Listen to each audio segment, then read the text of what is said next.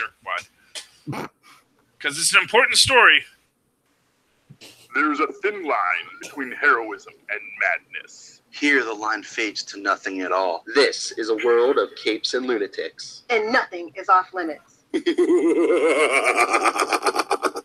Tonight, it's me, Phil. I'm here talking comics and current events with Charlie Esser, Pen King of New Jersey, and Lilith Hellfire, my little crash test dummy. Not showing us her robotic arm yet. All right. Fun and games. Needs oil. What? It needs oil. Oil can! Oil can! My little tin girl needs a heart. Anyway, Capes and Lunatics starts right now. Just a mess. It's a Thursday night, guys. Get used to it for a couple more weeks. And maybe if Phil can get his life together, we'll be back to Saturday morning. I was say not this week. Yeah, need is a strong word, Phil, as far as needs are. Well, overtime, I'm going to work Saturday this week. No, I meant as far as Lilith needs are hard. Like, need is a strong word. Well, I mean, she's gotten this far without it. I don't know. You don't want to... Human emotions. I'm right here, guys. Although I agree. Although you're kind of drugged up on painkillers. Did you ever see the I think this whole thing was a dream. Oh, there was a great Twilight Zone episode.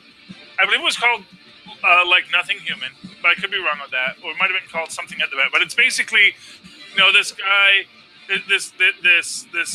this robot comes. Well, this person comes and he's a pitcher and a baseball player, and he's like the world's greatest ever. And then, and what it actually is he's actually a robot, and this scientist built him and designed him to be the perfect man. And basically that meant being perfect physically. He could like throw balls really fast and designed it all this, but he didn't have a heart. And they eventually, after he gets beamed, the doctor checks him out and says he has no heartbeat. They say, well, he can't play baseball if he's not a human, and a human has to have a heart. So the scientist gives him a heart, and then all of a sudden he just starts walking everybody. Because he didn't want him to feel bad. Yeah, exactly. It's exactly. Like, oh, that's what ruined you being. A heart slows you down. Exactly. Makes you weak. What am I going to do with my boys? I just don't know. All right, before we jump in, it's a couple days, but I don't think we got to discuss this. Steve Ditko. Yeah. Yeah. I was actually realizing this. Steve Ditko deserves a credit on The Watchmen. Because he created all the Charlton comics. Oh. Yeah, like the Question and Captain Atom, and wasn't Watchmen specifically created to get around that? no. I mean, honestly, as we always say, what's his name? What is his name? Alan Moore. Alan Moore never had an original thought in his entire life, which is how he's sold his soul to the devil. He says, I won't give you original ideas, but you can take other people's ideas and I'll make them popular because we're going to imply, rape and pedophilia. And that's going to make you popular because that's what the devil says. The kids today, they love that rape and pedophilia. Damn it, shut up, Charlie. There's a Swamp Thing freaking TV show coming up, and damn it, I want him on the show. Oh, well, Alan, I think that's going to happen. That's part of the deal, that he can't ever go back to this stuff. Because otherwise, he doesn't want to go back. That is, here's what I'm going to say is Alan Moore has that picture in his house that is as young and beautiful as the day it was painted.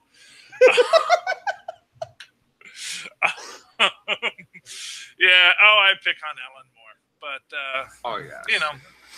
but he's definitely one of those guys that... All the greats are old, in summary. All the greats are old, so get used to it. They're going to start dropping like flies.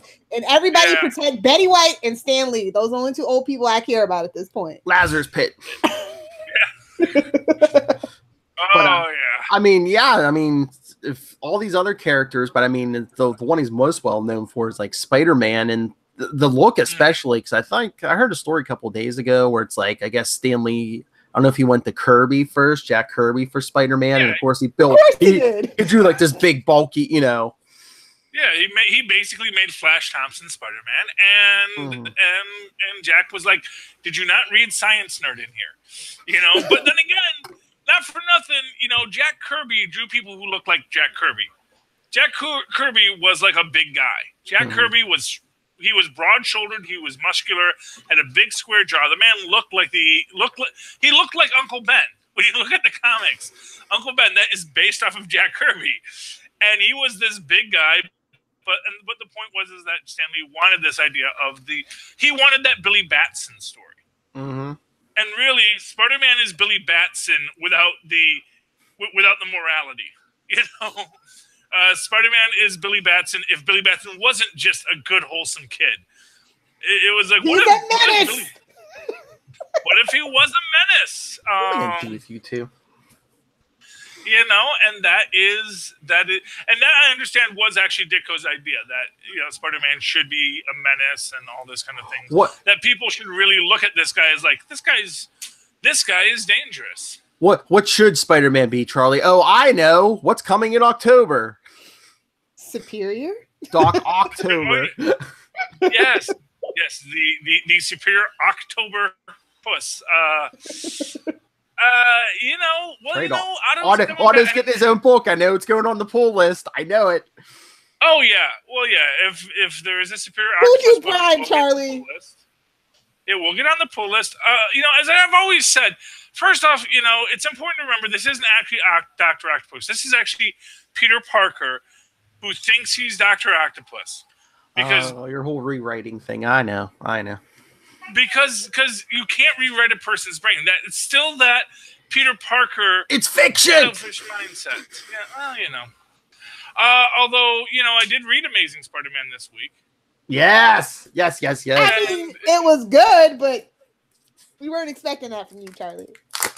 No, I actually really enjoyed it. I like this whole. I mean, really, you talk about going back to basics and just forcing everything back to basics was wonderful. From the return of basic villains, Mysterio. The return of Mysterio. He's so great when he's not dead of cancer. But you know, Mysterio was excellent. But what I loved is just the fact that now Peter Parker has to go back to school. Yes. And being taught by the Lizard? It's like, what's up with that? Well, the Lizard has his brain back. So it's like, you know, just because you have suffered a debilitating physical deformity doesn't mean you can't work in your chosen profession, Phil.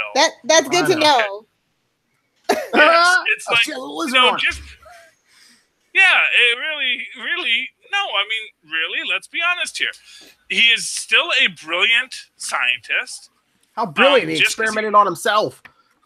Well, so there's a fine line. There's a thin line between insanity and genius. It really is. And you know what? Not for nothing. You know, Walter Reed, the guy for whom the Walter Reed Medical Facility is named after, likewise did it. There is actually a long tradition of scientists experimenting on themselves and it going horribly, horribly wrong.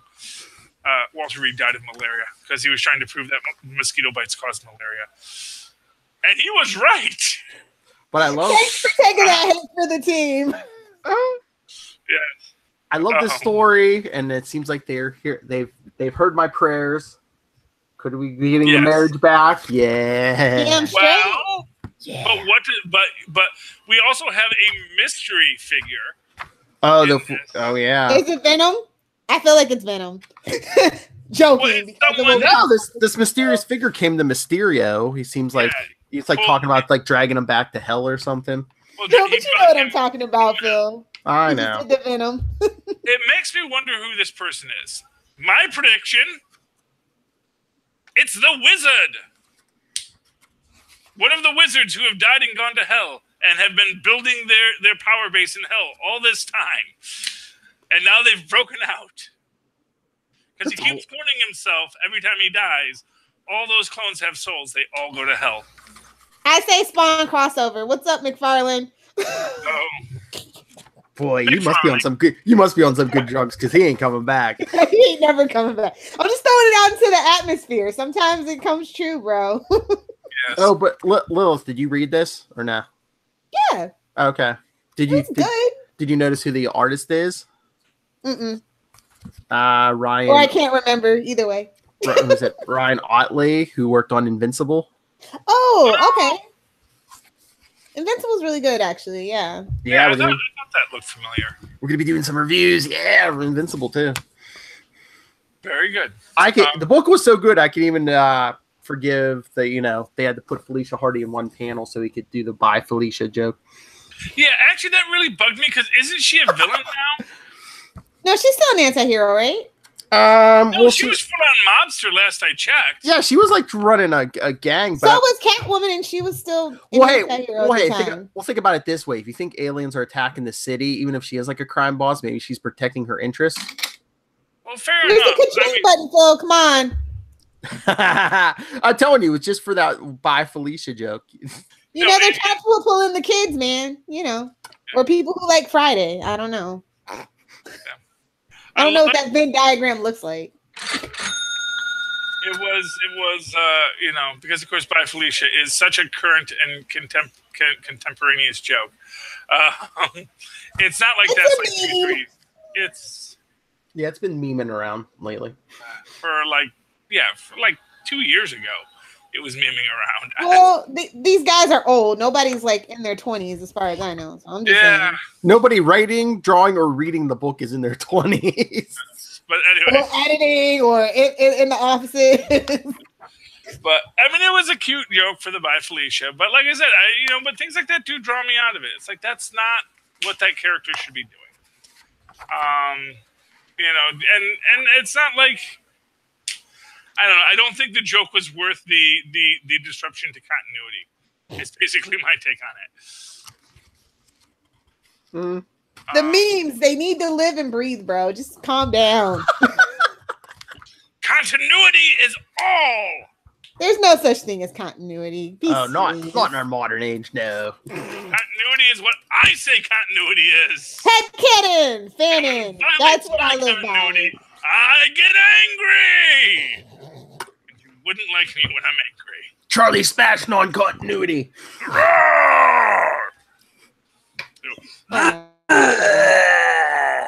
outside of the Spider-Man stuff, I thought that yes, I thought the Marvelous week was a little weak for me. But I'm not a Marvel girl, so what do you guys think? It was decent. What do I got? Renew Your Vows, okay. Daredevil was all right. Was it? Yeah, Mayor Fisk is back in his position. Oh, Charlie. Last page. Fisk takes back the office of mayor because he was injured, and Matt Murdock became mayor temporarily. But Matt used his hearing, and he heard Fisk talking to one of his lackeys, and guess what? Fisk rigged the election. He didn't get it. He didn't get it fair and square. Honestly, he stuffed the ballot box. In fine New York tradition. I was gonna say, when in Rome, do as Romans do. Yeah, well, hey, that is the truth. When it actually, voter fraud actually is a real thing. It's just in-person voter fraud that is actually not a thing. But actual voter fraud, which is the people who count the ballots suddenly finding more ballots that got cast. Good Lord. That is the actual concern of voter fraud, not actual in-person voter fraud, which is actually just a ruse to try and suppress votes by people who want to stuff ballot boxes. All right, I got a Marvel book I'm sure everyone probably read. Domino number 4. Cha-ching! Yeah, safe. Somebody's gonna get lucky. I enjoyed that a lot. It was very good. And it is very much, what I said from the very first issue, which is this guy, he's the guy who gets all of the bad luck. That, that luck goes to one person rather than being evenly distributed throughout the Omniverse in the way that it goes for Longshot. Which, although... it's kind of weird because it doesn't seem like there is an honest,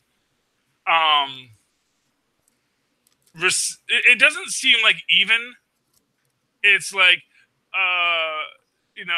Domino got a kitten. My arm is now broken in 6 places for no reason. And then shouldn't he have gotten attacked by like a mountain lion then? Like, I think that would even it out. Well, no. What I'm saying is, it's like he's so much locked in a cell. It doesn't really seem like it doesn't seem like there's any kind of evenness to this. I mean, like rhyme and reason to his bad luck is what you mean. Well, yeah, or the reciprocal that Domino had a case go bad and thought her friends were dead. They're not actually dead, but she thought her friends were dead for like a minute, and now he's all young and handsome and virile again. And it's like that. I don't think that is in any way comparable. Well, look at the whole Shang-Chi thing. Maybe her sexual frustration makes him young and the other guy young and Well, there you go. It's actually, they're completely mistaken on what this is about. Actually, it's all about whether or not she's getting some. As you do. As you do. Well, actually, one thing that I'm thinking on this whole thing, that because Topaz, like her mutant powers, I can turn your powers off and turn your powers on. Doesn't she just turn his powers off? It's like, okay, now you won't have her bad luck coming to you because now your power is off. All right, Lilith, you're injured. Like, I'll do it for you. Convenient plot point is convenient. Thank you. Or maybe it's a misdirection. Well, with Domino, it is a lot of misdirection, just to be honest. It's Gail Simone, too. So yeah, maybe we're supposed to be going along with this idea, oh, this is what happens. But obviously, if you look at all the clues, what they think is happening isn't what's actually happening. And my actual prediction, Topaz is actually causing him all this problem. Maybe. Oh, maybe. Topaz is the one that is causing that connection between them because Topaz wants to control him. Or maybe she's just like feeding off him, making herself stronger or something. Well, no, I think that it's that she doesn't even realize she's doing it, but unconsciously, because she's an abused person, she both wants to abuse someone, but also wants to show love to someone. And what better way to show love for someone than to constantly abuse them and then let them build themselves up? So Topaz, I think, is actually the person who is actually the villain of this piece, and that our guy who's getting the bad luck, he assumes it's because of Domino, but actually it's because of Topaz. And note that his arm doesn't fracture in 4 places until he makes Topaz tell him that something good happened to Domino. And at that point does it happen. Because it's actually Topaz who's causing the problem. Topaz is influencing his demise. And it may be completely unconscious on her part, but that, I think, is the actual connection. That's my theory. We'll see if I bore out.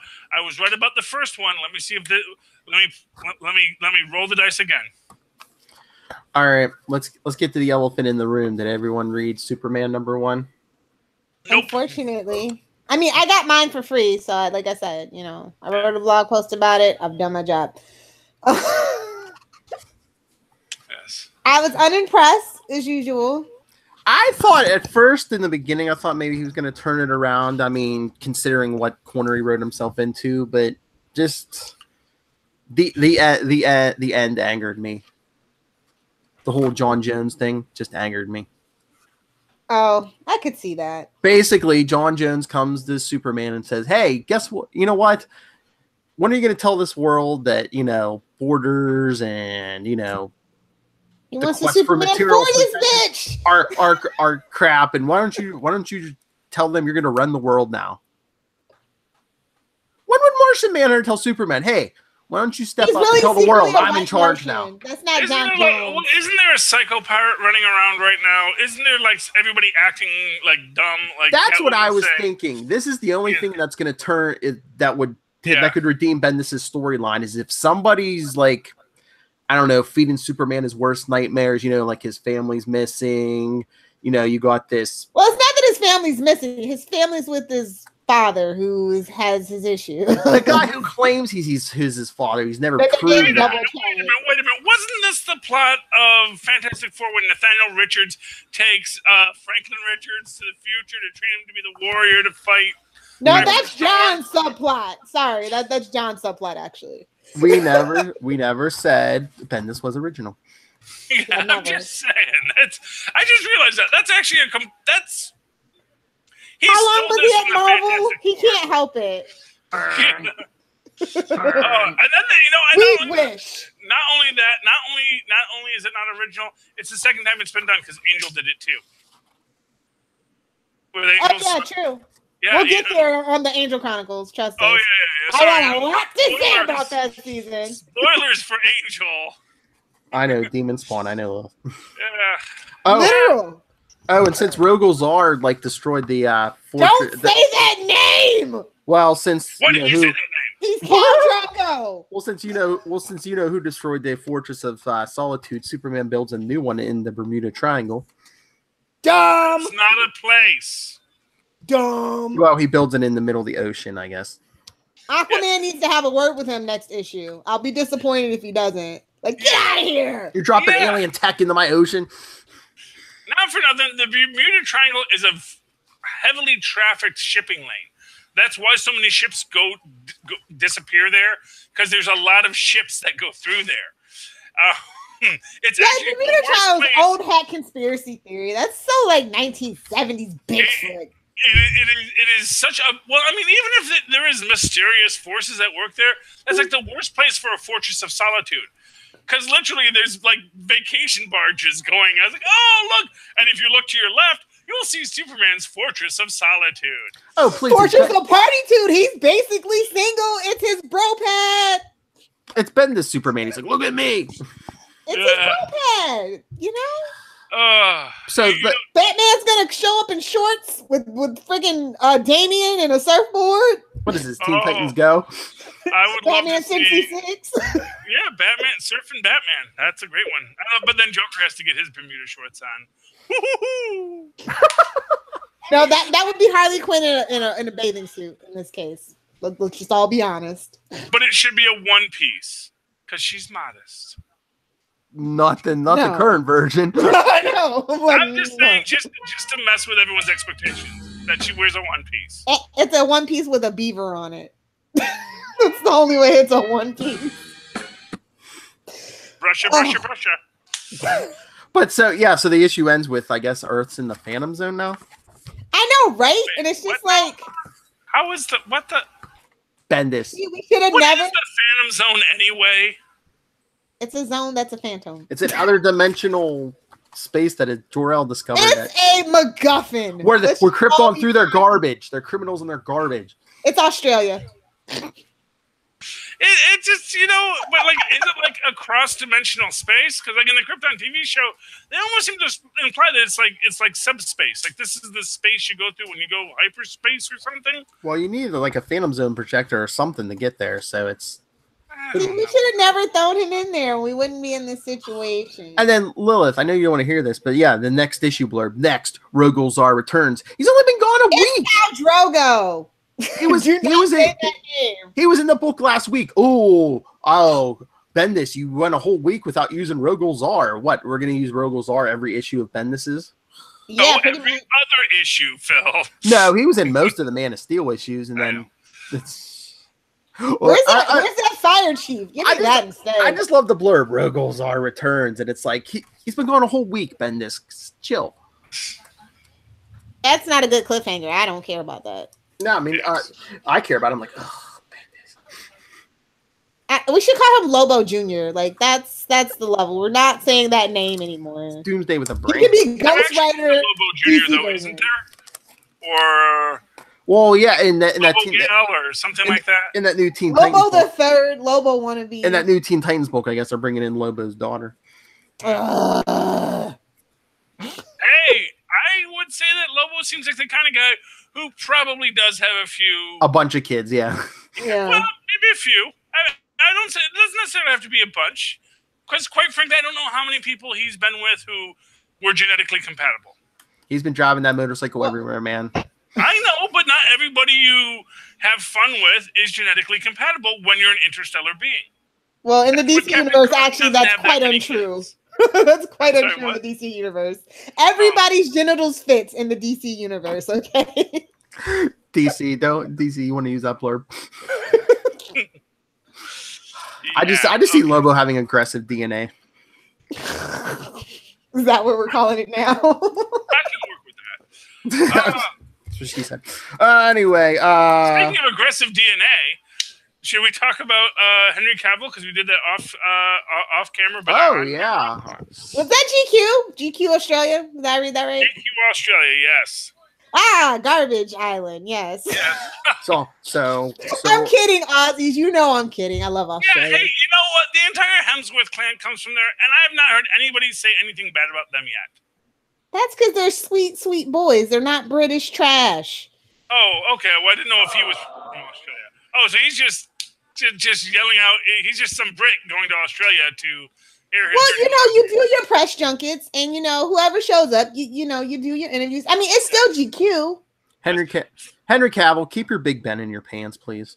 Yes, for those who don't know, Henry Cavill is upset because he worries the Me Too movement He can't date anymore because he's afraid. Because these women are all liars. Well, no, actually, no, that's the problem.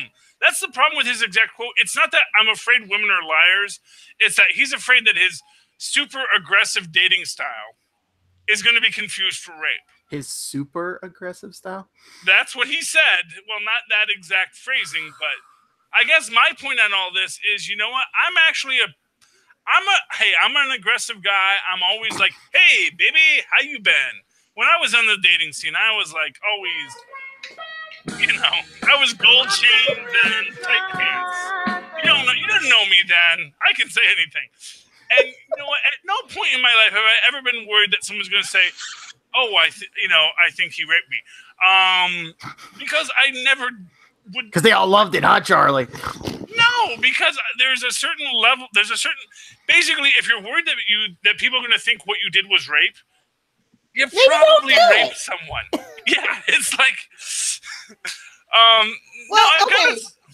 he's had his issues with substances and things like that. So I've never really understood why he's been our Superman, why he had to be British, all these things. And, he does have these whisperings about him. So I feel like he's trying to get in front of something. Either that or what you said, he's trying to get out of his DC contract. Yeah, I think that basically people know that the house is on fire at DC. And, and not for nothing, it might be telling that he's making these statements after the Bendis stuff comes out. And maybe there was this hope that, hey, Bendis is going to come in and going to totally revamp Superman and it's all going to be great. And there's going to be this great Marvel infusion. The House of L is on fire. Yeah, but somebody get Colin Salmon. Yeah, it all kind of went the way of the dodo, and now he's what? Burned. He doesn't want to wear the trunks. That's what it is. Not in this continuity, he doesn't. It is an unfortunate reality about the whole concept. Like I said, I did not think Justice League was that bad. I didn't think it was that good. Because you're not a real DC fan, Charlie. It's okay. No, well, but not for nothing, Lilith. Their market is to people who aren't necessarily real DC fans. They need to get people. Marvel doesn't make their money off of Marvel fans. Marvel makes their money off of people like, oh yeah, superhero-ies. That looks good. An Anted Man? That sounds lovely. Let's see what an Anted Man does. Yeah, but I think Strange Doctor? Initially, it was Marvel fans, and then once it got successful and more accessible, then I can agree with you. Say after an Iron Man 2, that's when we can just go out and we're a hit, baby. But don't you want the hardcore fans out there cheerleading for your stuff and word of mouth to get around? I mean, they put embargo there. I mean, I'm pretty sure from here on out, there's going to be embargoes until the day before the movie at this point. Yeah, for DC. I think that you want that. I mean, I'm not going to say you don't want that, but I'm going to say, I guess what I would say is, you don't necessarily have to have everything be all fan service. Well, when it comes to DC, they do literally have the 3 most recognizable superheroes. Yes. So I get what you're saying on that level. Yeah, it's like, you want people to be coming to Superman because he is an icon. Less because, I happen to have read, Action Comics, number 42. Not number 1. Everyone read number 1, but 42, that was a good issue. 192. Yes, but hi Tristan. Okay. Anyway, but the idea is that, you know, at a certain point when you're dealing with not Captain America, when you're dealing with Superman, with Batman, with Wonder Woman, these are iconic characters who have this incredible cachet. You know, you don't necessarily have to have it all be about the fans loving it so much as you want people to love it. You know, and I always go back to, 70s Incredible Hulk. No fan service whatsoever. In fact, has so much anti-fan service you would think it was a DC film. And yet, incredibly popular. People liked it. It was enjoyable and actually became iconic to the point where it influences the comics that come after it in many ways. And found the button, did you, Phil? Yeah. And, unfortunately, I think that's what DC wants, but I don't think maybe they're just not doing that well yet at it. Dear DC Nation, I'm going to say this until it happens. We need to literally pull our money and buy DC back from Warner Brothers. This is the only way. This is the only way to save the house we love, guys. Put us in charge, people. We'll turn it around. I mean, not for nothing. I don't think that the money is there because it still makes money. I mean, here's what I'll tell you. Disney has a better chance of buying DC from Warner's than anyone else. But Disney already has Marvel. Why do they want it? See, DC went through that habit of buying up all of their competitors for years. In fact, almost bought Marvel at one point during their hardest times. Oh, what a different world this would be then. But, but at that, ironically, what probably soured DC on the whole idea was that Marvel said, no, we're just selling for parts. We're not going to sell the whole thing because we can make more money. like any hot car, you can make more money off the parts than by selling the whole thing. So Marvel sold all the parts to various and sundry people, made their bones. And that's why I won't ever see it anymore, because Universal won't ever give up those rights. No, Universal is happy to trade rights for pay. I knew you liked Aquaman, but what, you want a Namor movie too? Yeah, I've been waiting my whole life, bro. My whole life. So the thing but there's the thing, because of course NBC Universal also owns the Hulk. And they worked out a deal. And look what we got. We don't get real Hulk movies. I'm just saying. Well, because it cost an extra money. That was, in my opinion, why Comcast decided to make that bid for that other half of Marvel. Because they knew they could work out that deal for the X-Men, the Fantastic Four, and the Cosmic Villains the same way they already had to deal with the Hulk. Where you would never get the Fantastic Four film, but you would get the Fantastic Four as part, or the X-Men as part of the larger universe that centered around the core Marvel characters. And then Reed Richards would come in and yell at Tony Stark or Hank Pym at some point. Yes, we need that. We need it so bad. And we do. But the fact of the matter is that's why Universal made the play, I think, because they knew if they did that, then they That's probably why they didn't go through. Like, they were just really dead set on, everybody was just dead set on dealing with who they wanted to deal with, and no number was going to change that. Yeah. There's just bad blood with businesses sometimes, Well, exactly. And now they still have the Hulk, and they still are making money off the Hulk. And Disney may eventually sweeten the deal to get the Hulk back from Universal. Disney may say, you know what, we know what you were trying to do. Let's see what we can work out. Because, not for nothing, Disney's sitting on a big old pile of money right now. They got all this money, and they can say, you know what, let's talk about how to deal with – let's talk about how we can either work out a deal like we have with Sony where we're going to work this out, or let's get a deal where, we make you happy and you walk away.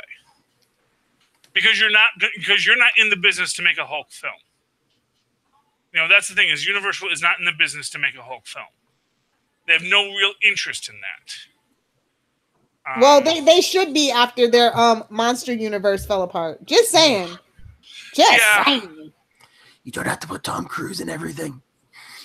I was really shocked that Universal got Tom Cruise because Tom Cruise owns his own movie studio. I'm just saying. Yeah, and you know who else owned his own movie studio? Well, he has the Mission Impossible franchise. I'm just saying, which still does really well. Yes, but Orson Welles, he wants to Well, make he is a different case and a different topic of conversation. We could do a whole podcast about that. True story. Anyway, yes. Anyway, You almost forgot. Hello, Red Hood and the Outlaws. Well, I was trying to get. I was trying to get there. Yeah, did you read it? Sorry, yeah, it's still good. Red Hood tried to murder the Penguin. He shot him and everything. That's my Jason. Is he that bad of a shot that he can't kill the Penguin? At point blank range, I guess so. He's got Bruce in his head. We don't use guns. We don't use guns. And he gets the little twitch. Dude, I mean, he tried. That's my headcanon. The Penguin's in the hospital in critical condition. It's all a ploy. We'll get to it. It'll be like 3 issues down the road. Not for nothing. Doesn't he always use guns? Yes, he does. It's a joke. Okay, he's that's the whole point. It's like, oh my god, an ex-Robin is using guns. So this was issue 24. So of course, issue 25, the double-size epic, 35 years in the making, Batman versus Red Hood. Really, 35 years in the making? I guess, or what are they saying when Jason got killed? Well, yeah, probably. Yeah, I mean, or maybe when I know the timeline. I'm just saying. Yeah, no. Have we really been making this? But we've already seen this battle. No. You know what? 35 years might be. It might be when they first introduced Jason Todd as Robin. I mean, that's entirely possible. I have that. I mean, we've already seen Batman versus Red Hood. I mean, there's a whole cartoon movie about it. Well, yeah. Just saying. Yeah. Stop rehashing. DC doesn't necessarily have original ideas. Oh, they do. Let's bring in Bendis.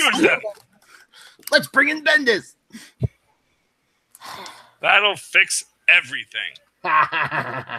If you want a house fire. The roof is on fire. Anyone read Exiles? Let it burn. Let it burn. Nobody call the fire station. Lilith, did you read Exiles 5 this week? I guess not. Okay. No, you can spoil me. I don't know. I mean, no. I need that drop. I need that drop. I liked it because Baby Wolvie got to be a hero, which was nice. Oh. And he got to use his cartoon power of complete and total invulnerability to frustrate Galactus Kang, which was fun. And it was very nice, and everybody got to have their heroic moment. Kamala Khan had a great heroic moment that is that's just perfect for her grizzled old character. And young Nick Fury has a spot in it, which was great. I mean, there was a lot of good going on in it, and I really enjoyed Exiles number 5. I think Exiles is going to get put on the pull list next week. Yeah. I mean, it's gone 3 issues that I've been reading, and I've liked all of them. I mean, there's a lot of books out there. Elvira, Mistress of the Dark actually got pulled after 1 issue. So, but that's because I just love Elvira, and it's a dynamite book. I like to have some books that are outside of the Marvel canon. I totally agree.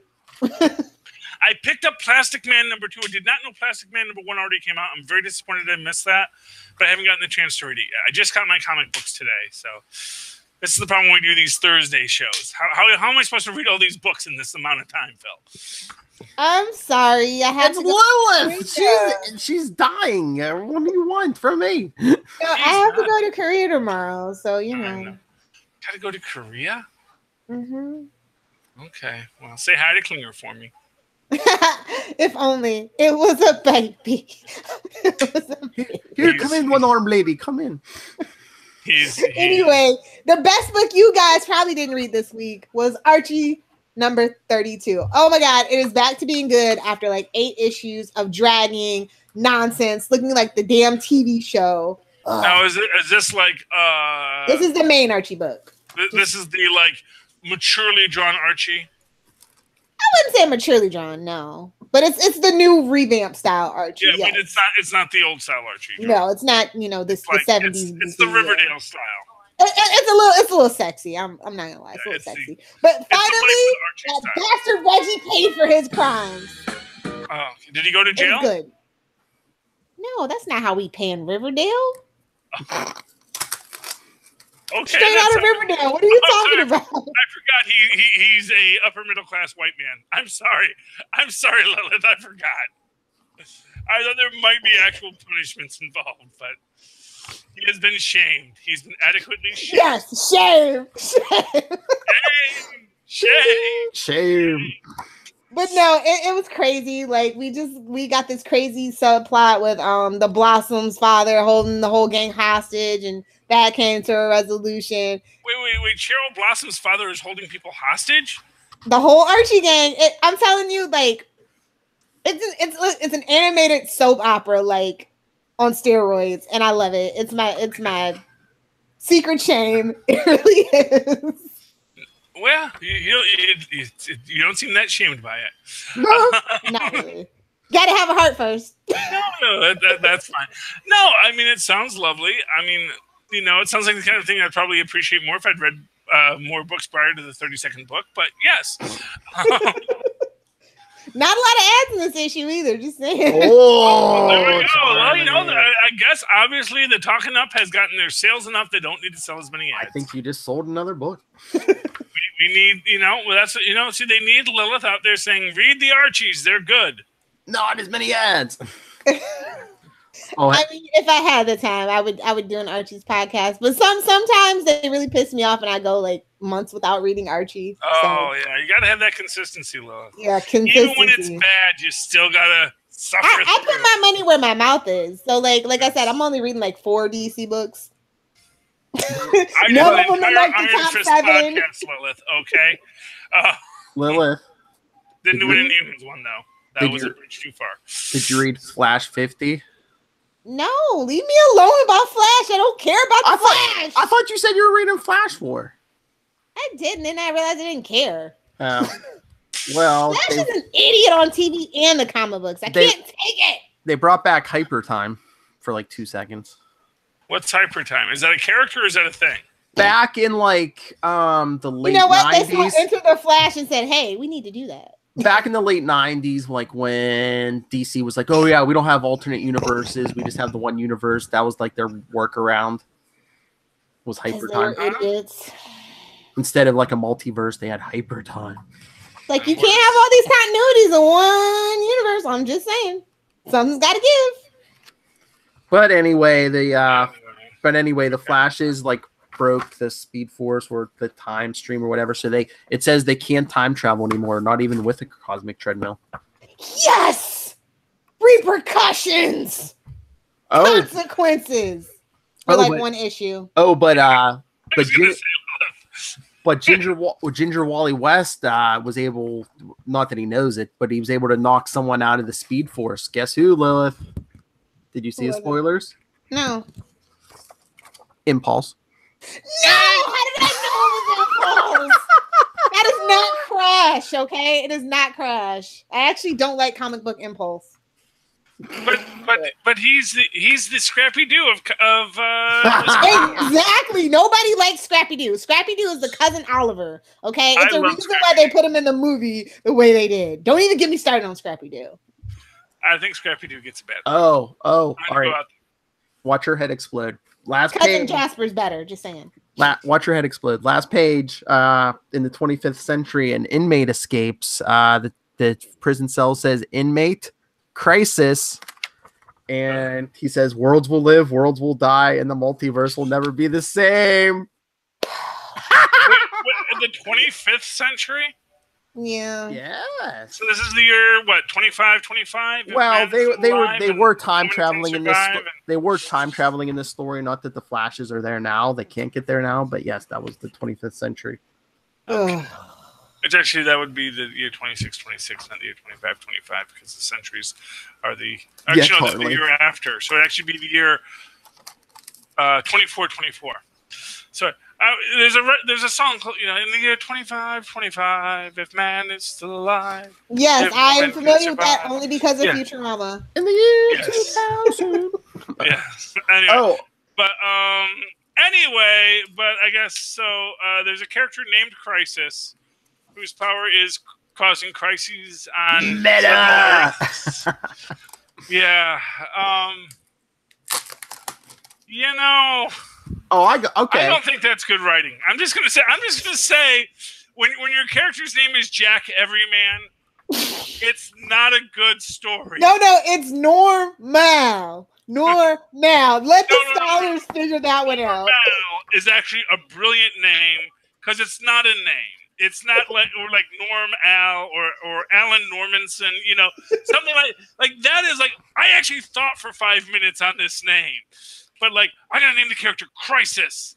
He's gonna cause a crisis, like the crisis on several Earths at some point. Several Earths. There's not infinite Earths anymore. We don't have infinite Earths now. Crisis on nearby Earths. Crisis on 1 through 62. 1 through 52. Earth on Crisis. Crisis on Earths and it's gonna be Crisis down the block, and it's gonna be written by Bendis. You shut your mouth. Crisis in Hell's Kitchen. Chelsea.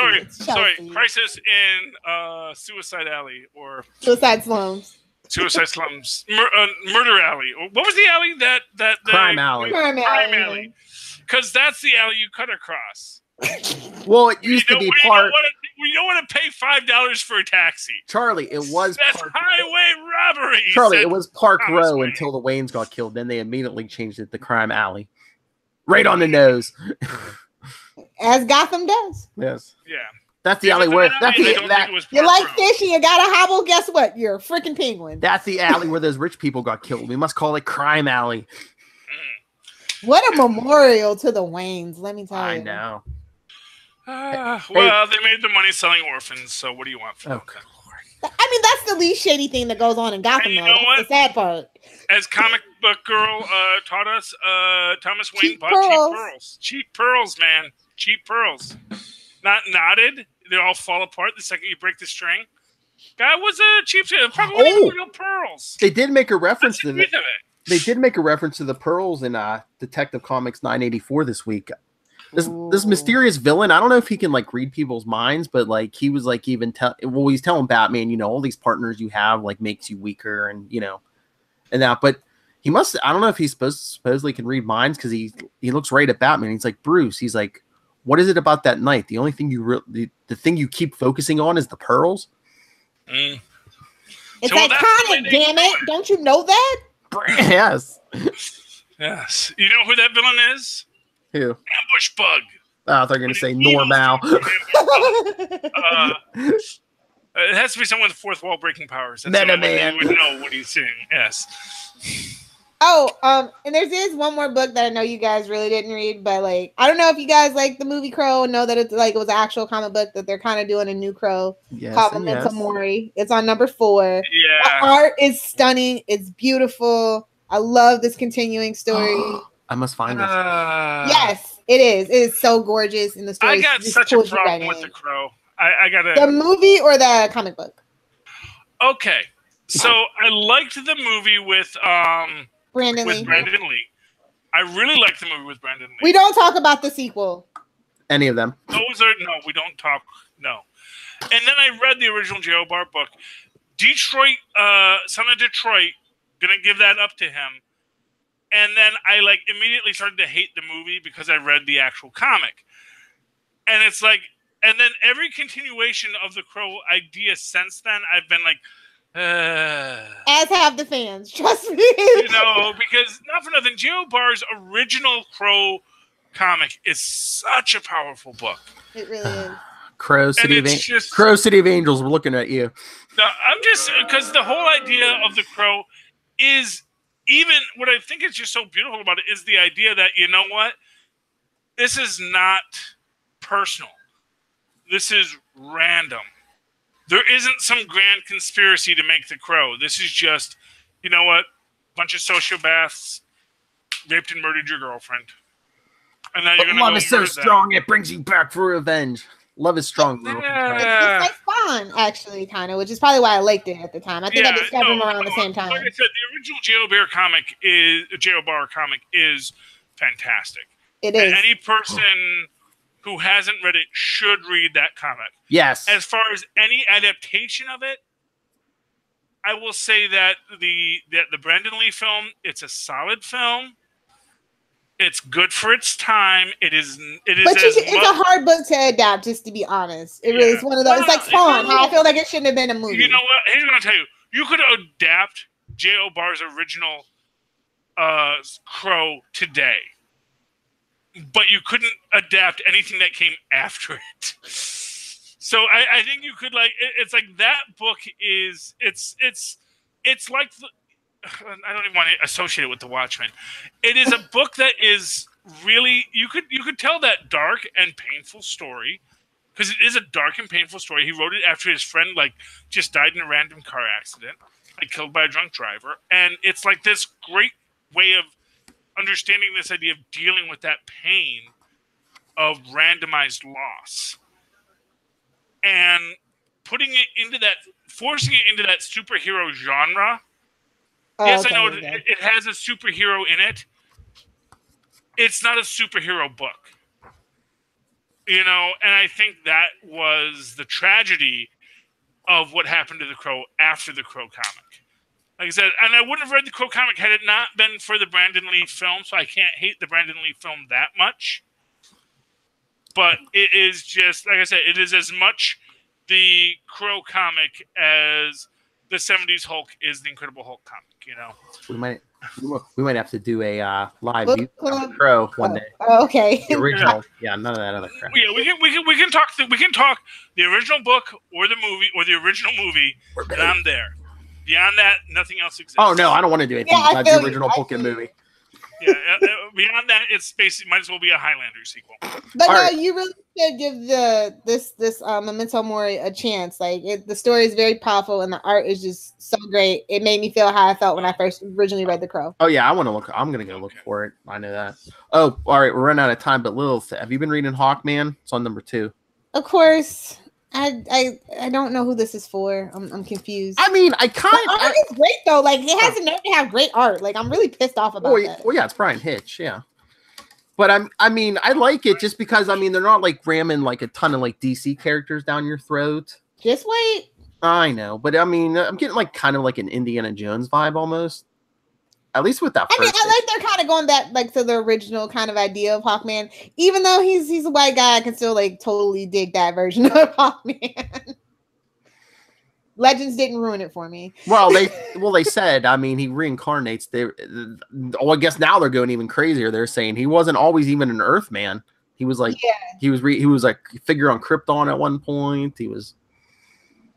Bendis is secretly writing this, I guarantee you. Well, not for nothing. That makes sense. If you're reincarnating in a universe with numerous sentient planets, why would you always be reincarnating? The only one that matters, Charlie. Nobody else matters but Earthlings, okay? Well, I was going to say, unless it's the curse is specific to Earth, but yeah, I guess not. Yeah, if you can come back as an ant or a cat, you can come back as a Thanagarian. Or worse, a House of L member on Krypton. Or Rankless. Yeah. That's actually a good way to resolve continuity conflicts is by saying, actually, no, he exists on many worlds, and get us back to that Thanagarian idea of Hawkman, and then here's the Earthling Hawkman, and here's how they all connect back together. They were doing something kind of similar to the Brutal Hawkman. You remember that one, Phil? The one that they tried with the miniseries? It was 6 issues. It was a year and a half ago, 2 years ago. A year and a half ago. I remember the New 52 stuff. Yeah, it was a miniseries. Oh, was that Hawk? Was it Death of Hawkman or whatever? Yeah, there you go. Yeah, I didn't pick it up, but I think that's where he's kind of getting some of that from as well. Okay. They do need to reinvent the idea of Hawkman, definitely, especially if only the kids only know the Legends version, because that was some weak sauce. Oh, straight up. Yeah, they need to up that game something. I don't know what.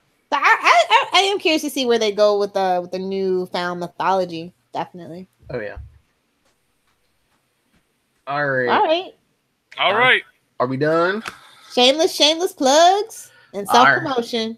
All right, everyone. If you watch on YouTube, you can see right there. can always email us, capesandlunatics@gmail.com. We're on Facebook. We're on Twitter @capeslunatics. We're even on the Instagram, not Pinstagram. And the voicemail, 614-382-2737. That's 614-38-CAPES. Or in my case, Pentagram.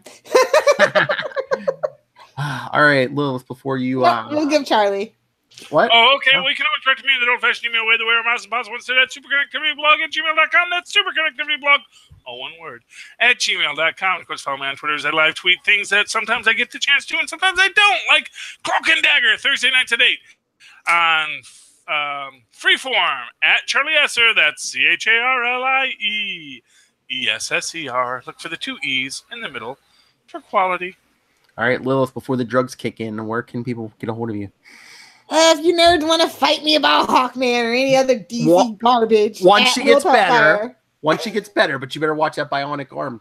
But if you want to talk real Superman, Tom Welling Superman, Dean Cain Superman, George Reeve Superman, @Save Me Podcast, Twitter, Instagram, Pinterest, and Facebook.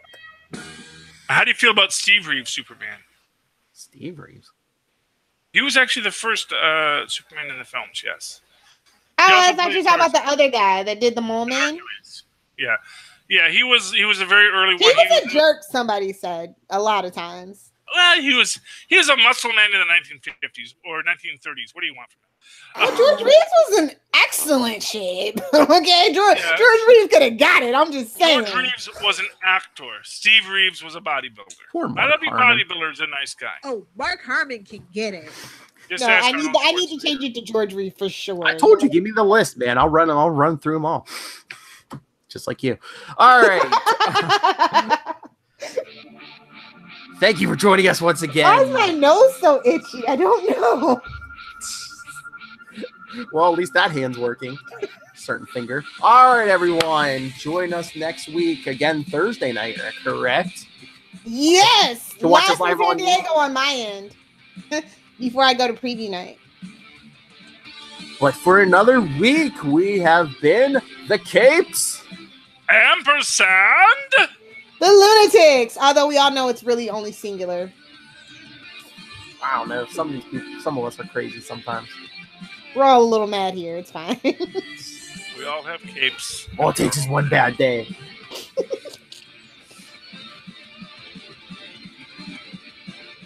We all worship Diana in her madness. Yeah, everyone's worshiping Diana. That's the only good character the DCU has right now. Fight me, nerds!